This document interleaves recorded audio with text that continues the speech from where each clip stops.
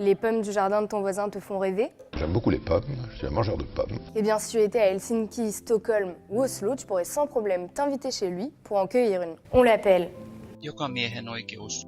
en finnois, Allemansretten. en norvégien et enfin Allemansrätten. en suédois.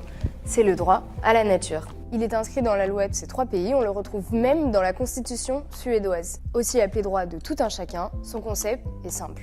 Là-bas, à pied, à vélo, à ski, à cheval ou même en bateau, libre à toi de circuler où tu veux, même sur une propriété privée.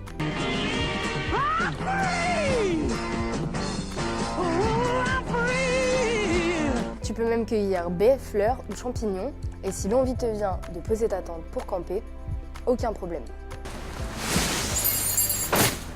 En ce qui concerne la propriété privée, la règle tacite est, je cite, de ne pas causer de troubles au-delà du raisonnable, ni de dommages significatifs. Des exceptions qui restent floues, mais qui font surtout appel au bon sens du peuple nordique. Dans un article sur le site Voici la Finlande, la juriste Anne Rautiainen explique ce succès par le fait que, selon elle, les Nordiques ont un sens instinctif de ce qui pourrait déranger leurs voisins. Mais dans l'Hexagone, on fait moins confiance au bon sens des Français. Pourtant, aucun texte de loi n'interdit de circuler sur une propriété privée tant qu'aucun dommage n'est causé.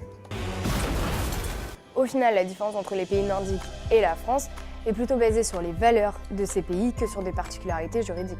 Comme le souligne le ministre de l'Environnement finlandais, le droit de tout à chacun contribue à donner au pays une image de réelle liberté.